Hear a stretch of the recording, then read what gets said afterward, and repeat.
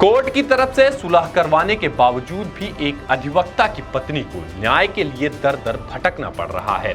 अधिवक्ता की पत्नी को उसी के सास ससुर और जेठ जेठानी के द्वारा पहले उस पर चोरी का इल्जाम लगाया गया और फिर उसके बाद उसे कहा जाता है कि बच्चों को छोड़ दो और तुम्हें जहां जाना है वहां चले जाओ, और तो और उसके साथ मारपीट भी की गई। इन सब चीजों से महिला परेशान होकर पुलिस प्रशासन के दरवाजे तक पहुंच गई तो उसे अलग अलग जगह जाने के लिए बताया जाने लगा। कहा जाने लगा कि महिला थाने का मामला है, आप वहां जाइए। जब महिला थाने गई तो वहां से भी उसकी समस्या का समाधान नहीं हुआ। इन सब चीजों से परेशान महिला ने अब रीवा पुलिस अधीक्षक के दरवाजे पर न्याय की मांग की, मगर वहां से भी उसे खाली हाथ जाना पड़ा। नमस्कार, बहुत बहुत स्वागत है आपका विंध्या टाइम्स में। यह मामला रीवा जिले के सिविल लाइन थाना क्षेत्र अंतर्गत आने वाले शांति विहार कॉलोनी का है, जहां पति के खत्म होने के बाद महिला अपने ससुराल में रहती थी। अचानक वह अपने मायके चली गई, जिसके बाद सास ससुर जेठ जेठानी के द्वारा महिला के ऊपर कई सारे आरोप लगाए गए और कहा गया कि महिला घर से जेवर लेकर गई है। इस बात की जानकारी जैसे ही महिला को लगी तो वह तुरंत अपने ससुराल पहुंची और इस संबंध में महिला ने थाने में जाकर शिकायत दर्ज कराई।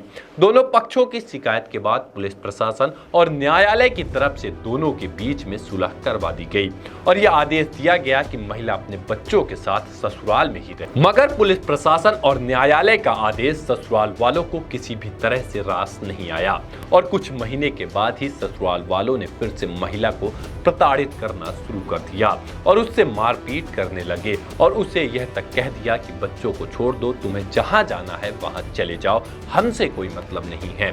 इन बातों के बाद महिला परेशान होकर पुलिस के दरवाजे तक पहुंची और वहां से उसे कह दिया जाता है कि महिला थाने का मामला है, आप वहां जाइए। वहां पर भी महिला गई तो उसकी समस्या का समाधान उसे नहीं मिल पाया और उसके बाद वह रीवा पुलिस अधीक्षक के दरवाजे पर पहुंच गई, मगर यहां पर भी महिला को खाली हाथ ही वापस जाना पड़ा। आप जरा सोचिए, एक पढ़े लिखे एक अधिवक्ता की पत्नी होने के बावजूद भी उसे न्याय के लिए दर दर भटकना पड़ रहा है। क्या कुछ घटना है, कब से घटना चल रही है? ये घटना आज 2022 से, जब से मेरे हस्बैंड थे, मतलब नहीं रहे, तब से ये शुरू है। लड़ाई झगड़ा, गाली गलौज, मारपीट। मैं साल भर रही, गाली गलौज यही मारपीट करते रह गए। फिर 19 फरवरी को मेरे को मारे पीटे। 19 फरवरी 2023 को तो मैं मायके चली गई अपने बच्चे को लेके। अपना बैग में मैं अपने कॉपी किताब लेके मैं चली गई बच्चा मायके। फिर ये लोग जाके महिला थाना में कंप्लेन कराएं कि मेरे घर से पूरा सोना चांदी मारी पीटी, झूठा मेरे ऊपर वो किए। यही चलता रहा। मेरी तरफ से भी कोर्ट केस हुए तो कोर्ट में 2024 में ये हुआ कि जाके आप ससुराल में रहो। ससुराल में दोनों पक्षों को समझौता करवाया कि साथ में रहो, दोनों लोग दो साथ में रहे। फिर 2-3 महीने अच्छे से रखे, फिर वही गाली गलौज यही उनका शुरू हो गया कि मतलब घर से निकलो, चाहे तुम जिस तरह निकलो, बच्चा हमको दो, तुम निकलो। यही बढ़ता गया।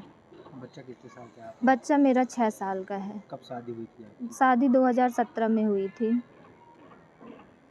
आए दिन मारपीट, गाली गलौज, चारित्रिक लांछन। मैं कहीं जाती हूँ तो आशिकों के साथ अय्याशी करने जाती, बहुत भद्दे भद्दे गाली गलौज मारपीट सब करते हैं। माँ बहन पूरा घर करता है। कौन कौन है? सास ससुर जेठ जेठानी सब करते हैं गाली गलौज। ये सब ससुर क्या करते हैं? जेठ क्या करते हैं? जेठ एक रिलायंस में, मैहर में, एक इंदौर में रहते, वो आते जाते हैं। ससुर बैंक मैनेजर रिटायर्ड है। हमारे हस्बैंड मेरे एडवोकेट थे, नहीं रहे तो उनका बार काउंसलिंग का पैसा मिला तो इन्होंने धोखे से जॉइंट अकाउंट खुलवा लिया, मेरा पूरा बार काउंसलिंग का पैसा ले लिया, मोबाइल नंबर अपना डाले जो कि ससुर मेरे बैंक मैनेजर, ये सब प्लान करे। मेरे हस्बैंड का इंश्योरेंस था, उसका भी पूरा पैसा ले लिया। मेरी जितनी ज्वेलरी थी सब इन्होंने छुड़ा लिया। अब 24 तारीख की घटना, 24 को इन्होंने मारा पीटा। मैं गई कंप्लेन करने तो वहाँ एसपी ऑफिस में मिले सर रात में, पुलिस लेके आई। फिर 25-26 को आई, शायद पुलिस आई, 26 को पुलिस आई, 25-26 को आई तो उन्होंने डीवीआर चेक किया तो ये लोग जो कर दिए छेड़खानी डीवीआर से। हाँ, अब जो भी किए हो, अभी यहाँ से पुलिस से कोई, पूरे चप्पे चप्पे में सीसीटीवी लगा।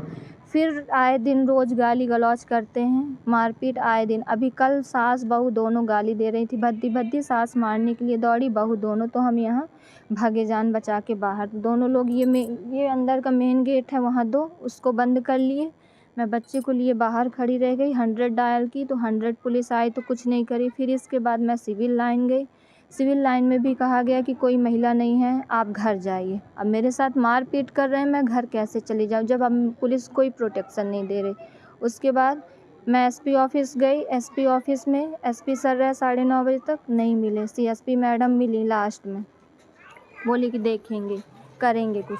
फिर आज मैं गई सुबह एसपी सर के पास, वो भेजे महिला थाना। महिला थाना में मैं गई, महिला थाना में ये हुआ, दोनों पक्षों का बोल रहे थे समझौते का कि हो जाए। वहीं ससुर हमारे गाली देने लगे, हरामजादी, जा अपने बापों को बुला ला, ये सब थाने में गाली देने लगे। अब बताइए मैं क्या करूं? मैं मेरे बच्चे के पूरे कॉपी किताब ड्रेस सब यहाँ अंदर रखे हैं। कितने साल का बच्चा है? मेरा 6 साल का बच्चा है। तो उसकी परवरिश कैसे कर रही हैं आप? क्या उनके पास, आपके पास पैसे वैसे सारी चीज़ें, आप जैसे आप बता रही बात करती तो पैसा भी चाहिए, सब ले लिए, तो परवरिश करने के लिए कुछ नहीं, खाली हाथ है। अब बच्चे के मैं बोली, मेरे बच्चे की कॉपी किताब इस तरह, मेरा बच्चा बहुत मानसिक एकदम मेंटली टॉर्चर हो रहा है ये सब देख के कि उसकी माँ के साथ मारपीट, आए दिन गाली गलौज, उस हमारे साथ कि बाप को खा गई, तुमको भी मार डालेगी, ये सब उल्टा सीधा कर रहे हैं मेरे साथ। उनका कहना क्या है, क्या चाहते हैं आप? हमको घर से निकालना है, घर से निकल जाओ तुम, सिर्फ घर से आपको अलग करना घर चाहते से हो? निकल जाओ। उनका है कि बच्चा दे दो, तुम घर से निकल जाओ। अब कोई माँ अपने बच्चे को घर दे देगी? कभी बच जाएगा बच्चा दादी बाबा के पास जब उसकी माँ के साथ ऐसा कर रहे हैं? आप क्या तो चाहती हैं? मेरे साथ मारपीट, गाली गलौज ये सब करते हैं। मेरे बच्चे के कपड़े बुक दे दें, कपड़े दे दें, मैं चली जाऊंगी क्योंकि मैं अब थक गई, अब हिम्मत नहीं है। मैं न पुलिस प्रशासन कुछ कर रहा, कोई नहीं कर रहा मदद। मैं चली जाऊंगी अपने बच्चे को लेके अपने मायके।